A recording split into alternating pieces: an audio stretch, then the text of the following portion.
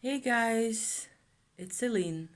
It's Friday, and have I got a special report for you guys?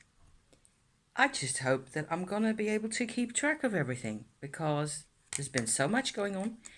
This is total witchy integration essentialness, Just so as you know.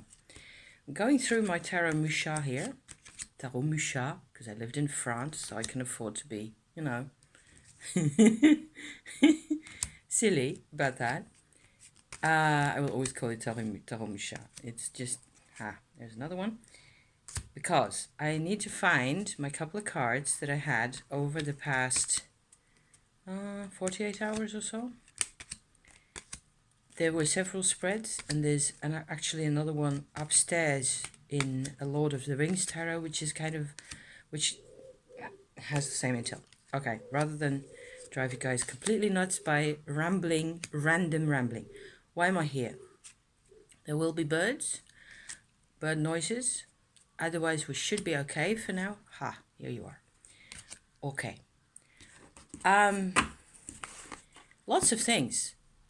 And sort of starting at the end of the things, look what came in the mail.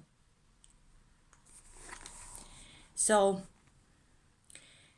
this comes for me, at a moment, I suppose not really an end of a process, but an end of a particular part of a process, yes, that has been really explicit and kind of like tangible almost, certainly to the extent that I had these cards going on that I will show you in a bit. You know this deck, it's really pretty, Tahomusha. Because of the process, I think that I finally have made inside, the sort of, you need to have an open synapse for the information to access you, or for you to access the information, something like that. And it just makes perfect sense, going back weeks even, through my tarot cards that I've pulled from other decks as well, besides this one, that it was all about an event, and the event was the solar eclipse yesterday. So more or less around this time of day, 24 hours ago, we had an eclipse that you could possibly see. I haven't filmed it because it wasn't possible for me to do any of that, in terms of tech. I did take a couple of photographs and magnified my photos. So what I have is one rather okay kind of a photo of the maximum level of the eclipse right here at this location in the Netherlands where I am, of two little suns with a little bite taken out of both of them, which was the max level that we got here, because we're on the edge of the path of the shadow of the moon, like so. At the time, I was just having fun. Yesterday morning, I was just having fun constructing my cardboard thingamabob, with little holes punched in so as to have the ray of the sun projecting through that. And I was in total grandpa, middle school tech teaching mode to get that done. It actually worked. I've got my photo. In the afternoon, I sort of opened that photograph in my paint program and incorporated a beautiful painting, a photograph of the beautiful painting by Titian, into my photograph, which was mainly cardboard with those two little suns like that. I wouldn't even have thought of it. The eclipse, okay, let's just go back to the eclipse, because that image now suddenly means the world to me, because of all sorts of things. This has been going on for weeks, okay? If you know where to look, the correlations and the sort of big fluorescent marker intel is all over the place. The eclipse took place at 19 degrees of the sign of Gemini, conjuncting Mercury. Close by is the black moon position, so the furthest from the Earth position of the lunar orbit. The moon isn't there at the moment. The moon is in front of the sun, right? Because it's an eclipse. Total Gemini energy. So this morning, yesterday was still with just bits of cards, bits of intel here and there and everywhere. And several self-compassion spread cards that I'd pulled over the week, written them all down, actually weeks before already all this stuff was going on. So, but I only had pieces, separate pieces. Another separate piece that I had that I talked to you guys about was my experience with my COVID vaccine. Either last Friday or the Friday before that. I don't even know at this point. Easy enough to look up.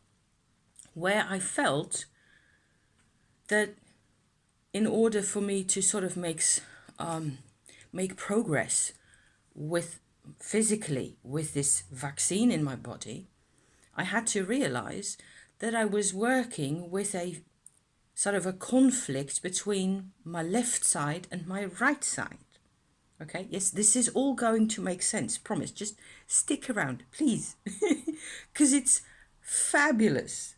Okay, so I was talking last week or whenever it was, 2 weeks ago, about feeling this way and feeling like my left side was arguing no end with my right side, and my right side was being confrontational and aggressive and, demeaning and all the bad things to my left side. And they were just completely,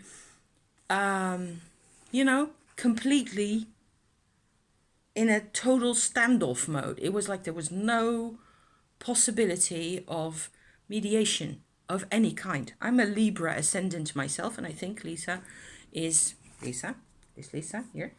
is 1-2. So my husband's a Libra ascendant as well. Libra is the next air sign from Gemini. Okay, Gemini, Libra, Aquarius. Those are the air signs. So I was at that point, it was like, okay, why? I don't know. So I was thinking about physical symmetry.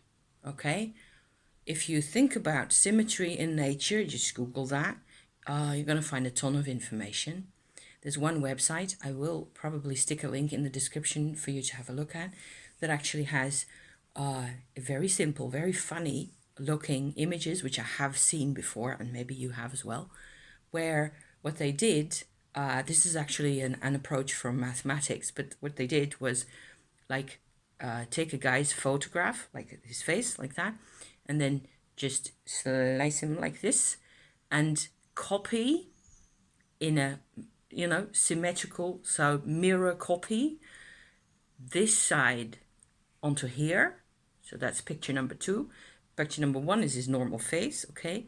Picture number 2 is just 2 of this mirror image like that.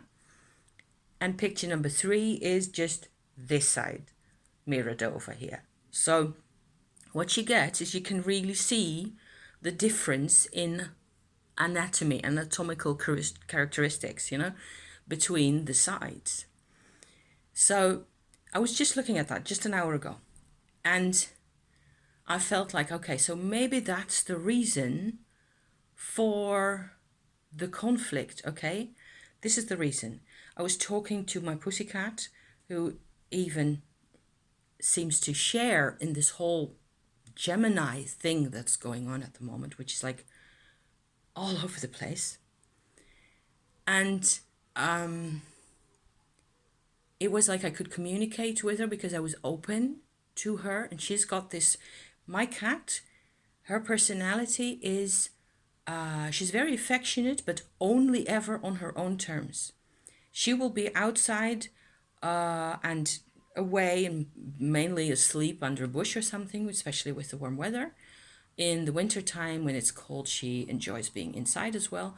But she hates being picked up, really, and she appreciates it if you come down to the floor, to her level, and she will mainly just, keep her distance. So I was kind of in my emotions, I was talking to her like, what do you think about the other? What is the other? And she said, the other is strange. And I just felt that was so philosophical and so deep, coming from her like that. And I don't have any Gemini planets myself in my birth chart, okay? So this whole Gemini circus that's also in my cards here is like, I have to investigate this stuff because I don't know that the other is strange. I think my cat's a Gemini. I don't know any birth dates for her, but it wouldn't surprise me at all if she had a whole bundle of planets, including her sun sign, in Gemini. That's why I think this is what's going on here, So hence the cat episode. So coming back to the photograph of the humans, okay? What you see is two different histories.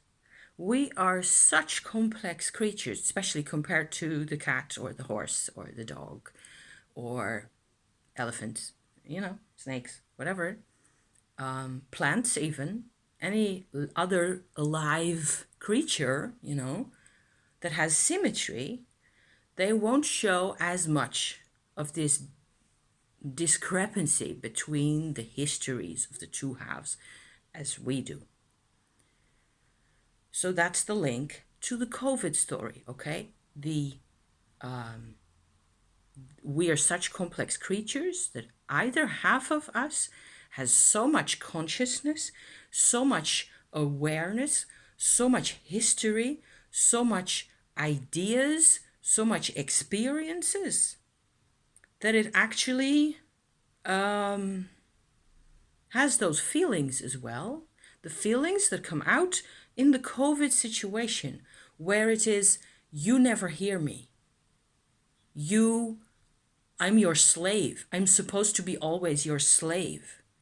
You, from the other side, don't make sense. You're stupid. You're, that kind of thing. You're irrational. The more or less the total typical patriarchal masculine versus feminine blame machine that I have talked about in the past on this channel. So I asked my cat, what do you think of this? And what do you think of left and right being at odds with each other? And she said, that's nonsense. They should be one. And okay, that was it for her. So you can be very Gemini oriented and still be one, which is interesting, because I tend to certainly get completely swept away and torn along by this history, the history of the sides, the history of my parents' divorce, the history of the fact that the one goes back to a Jewish ancestry with Jewish concentration camps in the war, and the other goes back to Indonesia, which is like a completely different wavelength.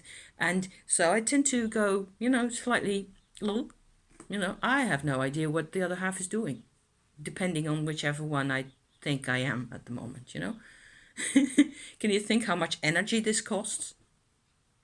All of this was there except for the cat dialogue, the cat discussion, conversation, I should say.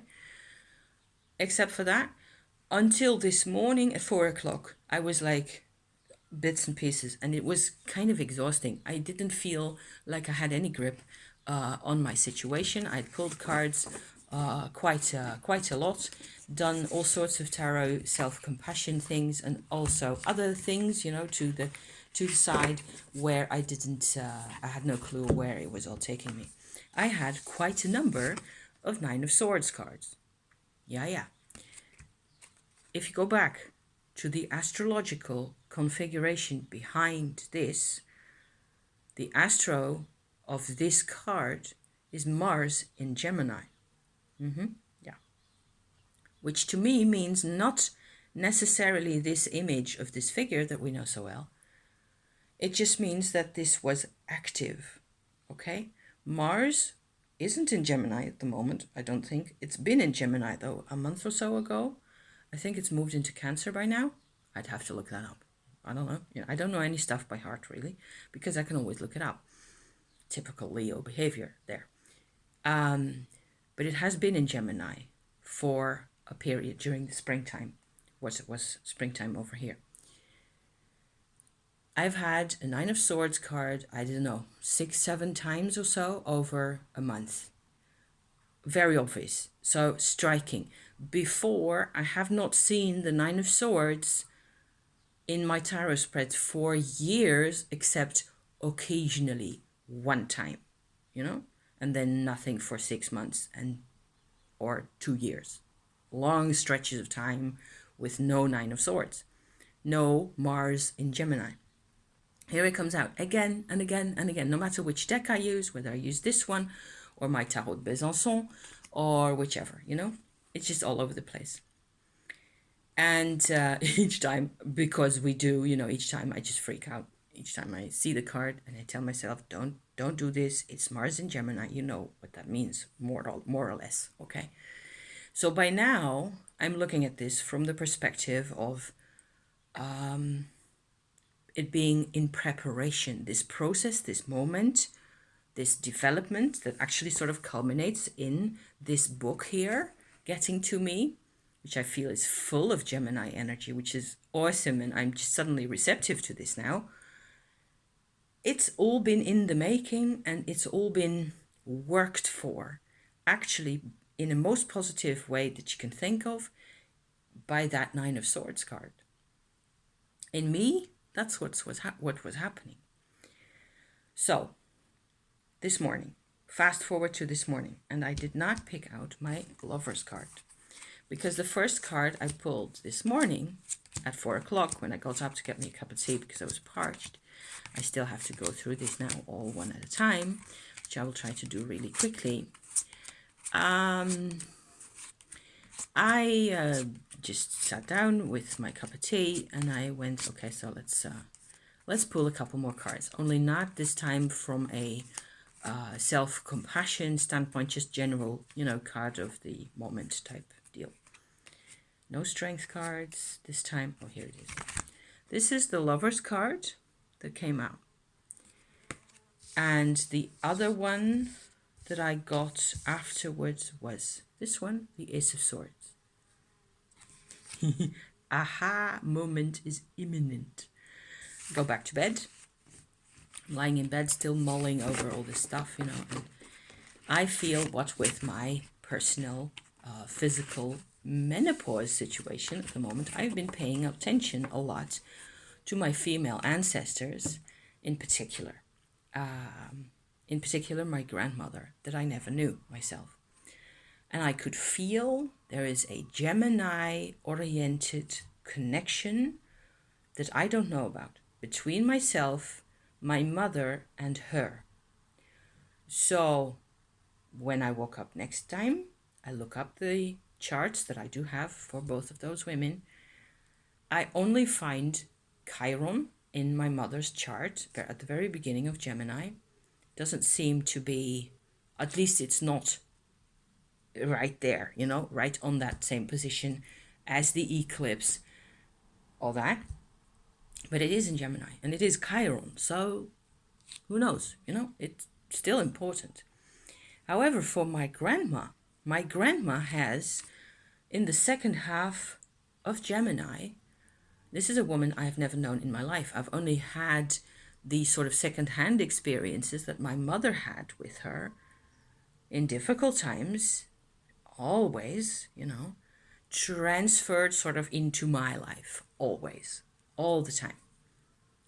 My grandma, between 15.5 and 25.5 degrees of Gemini, has the North Node, Mercury, and Pluto sitting right there. Mercury, spot on exactly, I think 19 degrees, maybe 20, really close to where this solar eclipse was happening yesterday. So this is like not even 24 hours after the actual eclipse. I am seeing this exact alignment like so. And yesterday, Mercury was also sitting conjunct this eclipse business right there. So I went like, okay, so the sensation that I had, the feeling of there being a correlation of somehow, and what Gemini means. What does Gemini mean? What does this mean? It means an openness to the other. That's big, I think. Well, it's big for me anyway. Surrounding this little spread, or actually surrounding the eclipse, before the eclipse, in 3 card spreads, I had 4 death cards. Yes. You know, putting it back in the deck and then pulling again. Self-compassion spreads this time. I had this death card all the time. I had first had a self-compassion set, the last one that I did yesterday, which was just after the eclipse, basically. I had the self-compassion cards were Death, the Queen of Swords. And if I put it all back, you know, and then shuffled again, the sort of rational perspective cards for that moment, for that same moment, were Death and the World. It's just so beautiful, you know. So those are my cards that I needed to show you.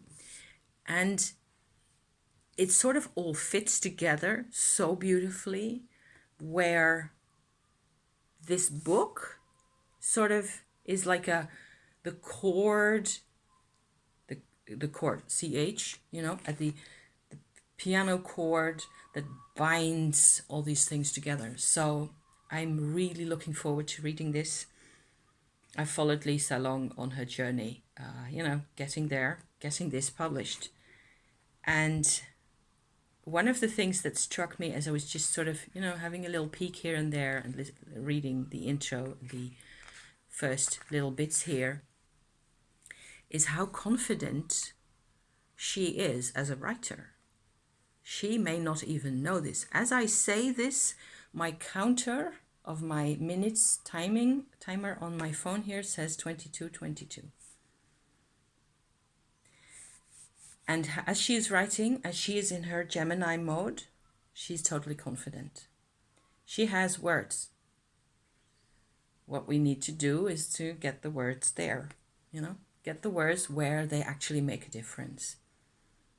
So I'm hoping these words today actually make some kind of a difference. Thank you, Lisa, for the book. I know you will watch this because you can't stay away, can you? If it's this kind of thing, what a journey. And I've had a struggle to see myself as having an issue with self-worth because I'm a Leo. I just don't feel it. My spreads, my self-compassion cards over the past week have been all about that. Can I see where I was affected? Do I even factor in being affected? No, I don't. That creates a real, you know, logical problem. If you have a limb missing and you just don't want to believe that it's missing. So that's me right there. So I think this whole Gemini adventure with the eclipse and all the rest of it, and my cards that just keep popping, boom, again and again, you know, like 10 spreads have created this whole field of this energy that finally sort of makes me aware of a dimension that I had no awareness of. And I think that's what, so that's a really good sort of a foundation for me to begin reading this and see where it takes me. I hope it takes me into completely uncharted territory, and I think it will. So because what I have already charted for myself, that's fine, you know, that is working. It's the things that we don't know, the other that is strange, you know, that's what we need to figure out everywhere, always. The other is strange. And we need to be able to get to know them. We need to let ourselves get to know them, diffuse, you know? So yeah, I'm going to end this right here, nearly half an hour's worth. Thank you, people. Thank you for the world, I would say. And have a nice day, and see you soon. Okay, bye bye for now.